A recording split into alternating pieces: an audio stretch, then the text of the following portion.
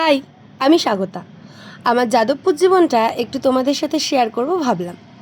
তাই আর দেরি না করে কাঁচা হাতে লেগে পড়লাম ছোট্ট ছোট্ট টেকনিতে। পিজিদের এক্সাম থাকায় অঘোষিতভাবে একটা ছুটি পেয়ে গেলাম আজকের জন্য। তাই সুস্মিতা আর আমি মিলে চললাম কলেজ স্ট্রিটের উদ্দেশ্যে। 10 টাকা দিয়ে একটা রিটার্ন টিকিট নিয়ে হাঁদার মতো অপেক্ষা করলাম একটা ট্রেন আসার। ওই লাইনে তিনটে ট্রেন চলে এলেও আমার দিকের একটাও এলো না। সাথে একটু একটু করে ভিড়ও বাড়তে থাকলো। অবশেষে ট্রেনে চেপে ভিড় ঠেলে বেচে বর্তে নেমে এই পথ যদি না শেষ হয় করতে করতে পুঁটিরামের মিষ্টির দোকানের পাশ দিয়ে টুক করে বেঁকে চলে গেলাম দেজ পাবলিশার্সে। তারপর কোটি টাকার বই কিনে আবার চলতে শুরু করলাম। মাঝে সুস্মিতা জীবনের সময় ঠিক রাখার জন্য ঘড়িতে ব্যাটারি লাগিয়ে নিয়ে আবার চলতে শুরু করলো।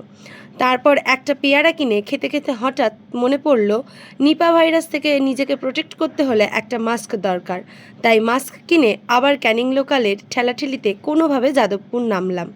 নেমে কাকিমাদের মারপিট দেখে হস্টেলে চলে আসি। আকাশটা খুব ভালো লাগছিল, তাই ক্যামেরা অন করে একটু আকাশের টেক নিয়ে হাঁটতে হাঁটতে হস্টেল চলে এলাম। আর কি বই কিনলাম দেখবে না? 7টা বই কিনে তো নিয়েছি, জানি না পড়বো কিনা।